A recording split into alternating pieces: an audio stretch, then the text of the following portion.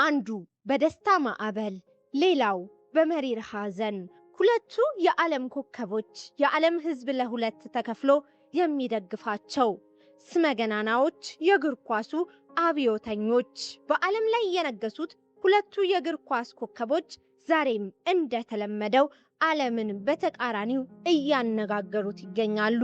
የዓለምን የእግር ኳስ መድረክ ላለፉት 2 አስርት ዓመታት በጋራ ሲነክሱበትና በድንቅ ፉክክራቸው ሲያደምቁት የኖሩት ሊዮኔል ሜሲና ክርስቲያኖ ሮናልዶ ዛሬ ፍጹም ባልተጠበቀና ተቃራኒ በሆነ የስሜት ማዕበል ውስጥ ይገኛሉ።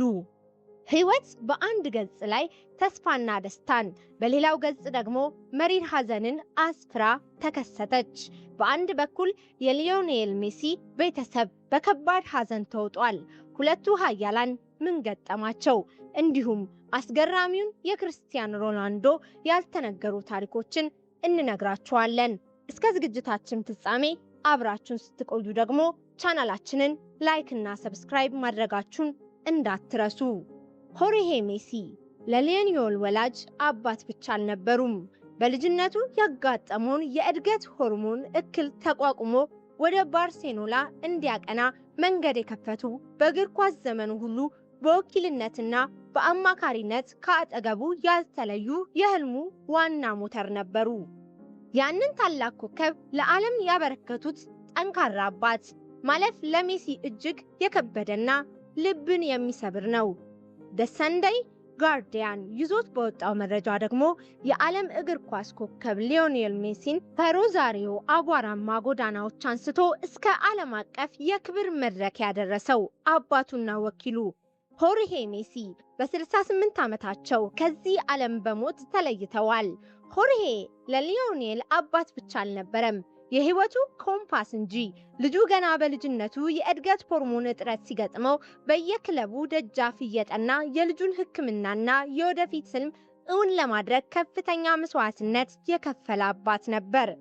ያ የሆርሄ ትግል እና ያለመታከት ማንኳኳት ነው እንግዲህ ሜሲን በታሪካዊ የወረቀት ኮንትራት ወደ ባርሴሎና አምጥቶ የዘመናችንን የእግር ኳስ ታሪክ የቀየረው። ሆርሄ ሜሲ በልጁ የእግር ኳስ ህይወት ውስጥ የነበረው ሚና ሁሌም የጎላና አልፎ አልፎም አነጋጋሪ ነበር። የሜሲን የዝውውር ጉዳዮችና የንግድ ስምምነቶች በብቸኝነት በመምራት ትልቅ የፋይናንስ ስኬት እንዲያገኝ ያደረገው እርሱ ቢሆንም በስፔን ቆይታቸው ወቅት በታዋቂው የግብር ስወራ ክስ ሜሲን ለፍርድ ቤት ውጣ ውረድ የዳረገው የሆርሄ የፋይናንስ ውሳኔ እንደነበር ብዙዎች እስከዛሬ ያነሱታል። ሆኖም አባትና ልጅ በመካከላቸው የነበረውን ጥብቅ ቁርኝትና መተማመን ማንም ሊበጥሰው አልቻለም። ሆርሄ እስከ መጨረሻው እስትንፋሱ ድረስ የልጁ ወኪልና የቅርብ አማካሪ ሆኖ ዘልቋል። የሆርሄ የጤና እክል ከገጠማቸው ሰንበትበት ብሏል። ይህ ጉዳይ ለመጀመሪያ ጊዜ ፍንጭ የሰጠው ሊዮኔል ሜሲ በዓለም ዋንጫ የምድብ የመጀመሪያ ጨዋታ ላይ ጎል ካስቆጠረ በኋላ በእንባ ሲታጠብ ነው። በወቅቱ ለምን እንዳለቀሰ በጋዜጠኞች ሲጠየቅ እንባዬ ከእግር ኳሳዊ ምክንያት ጋር የተገናኘ አይደለም በማለት ምላሽ ሰጥቶ ነበር። ያኔ ከካሜራዎች ጀርባ የደበቀውና በውስጡ ይብላላ የነበረው አሳዛኝ እውነት በጠና ለታመመው አባቱ ያነባው እንባ እንደነበር ዛሬ ላይ ይበልጥ ግልጽ ሆኗል። አሁን ላይ ታማኝ የአርጀንቲና ሚዲያዎች እንዳረጋገጡት ሆርሄ በአርጀንቲና በሚገኝ ሆስፒታል ውስጥ ሕይወቱ ማለፉን ዘግበዋል። ሜሲ መሪር ሐዘኑን ተከትሎ ወዲያውኑ ወደ ትውልድ ከተማው ሮዛሪዮ እንደሚያቀና ይጠበቃል። እስካሁን ከሜሲ ቤተሰብ በኩል ስለ ሆርሄ ህልፈት የተሰጠ ይፋዊ መግለጫ ባይኖርም የእግር ኳሱ ዓለም ግን የዘመናችንን ኮከብ ላበረከተልን ጠንካራ አባት ሐዘኑን እየገለጸ ይገኛል። በሌላኛው የዓለም ጥግ ደግሞ የሮናልዶ መንደር በደስታ ደምቃለች። ክርስቲያኖ ሮናልዶ በተቃራኒው በጉጉት ሲጠበቅ የነበረውን የጋብቻ ስነ ስርዓት በትውልድ ሀገሩ ማዴራ ደሴት ለማከናወን የመጨረሻ ዝግጅቱን ጨርሶ በደስታ ማዕበል ውስጥ ይገኛል። ለመሆኑ ክርስቲያኖ ሮናልዶ ማን ነው?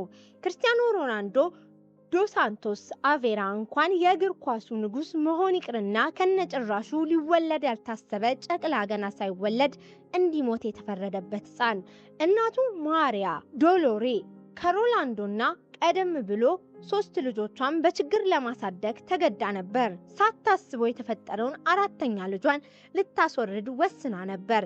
ነገር ግን ሐኪሙ ልጁን እንዳታስወርደው በሀገራችን አባባል ገና በሆድ ያለ ልጅ እንደሚባለው ንጉስ ሊሆን ይችላል ማን ያውቃል ሲል ጠየቃት። ልጇን እንድትወልደውና የሚመጣውን ፈተና በጽናት እንድትታገል ዶክተሩ አሳመናት። እርሷም አመነችው። እውነትም የእግር ኳሱ የዓለም ንጉስ የሆነው ክርስቲያኖ ሮናልዶ ዶስ ሳንቶስ አቬሮ እንደ አውሮፓውያን አቆጣጠር በየካቲት 5 1985 ይህችን ዓለም ተቀላቀለ። ድህነት ዘመዳቸው፣ ችግር ደግሞ የቅርብ ጓደኛቸው የሆኑት የሮናልዶ ቤተሰቦች ህይወት በከባድ ፈተናዎች የተሞላች ነበረች።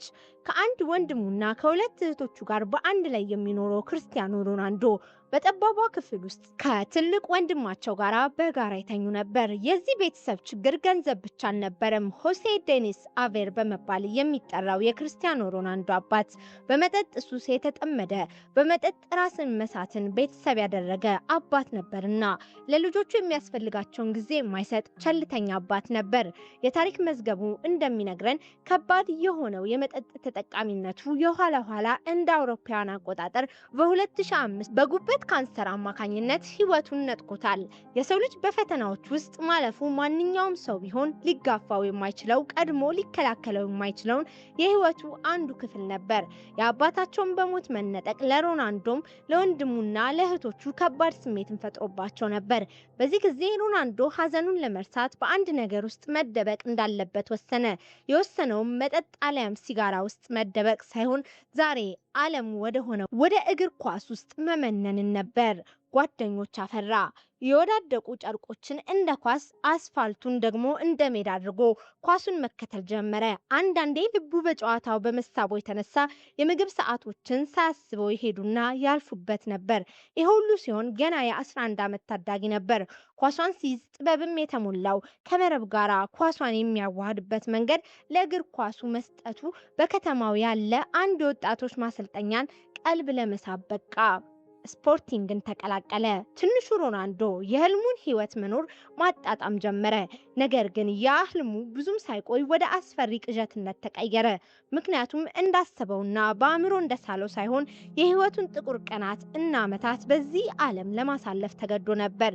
ገንዘብ የለም፣ ቤተሰብ የለም፣ አማካሪ የሚባል አንድ መጠጊያ መሸሸጊያም አልነበረም።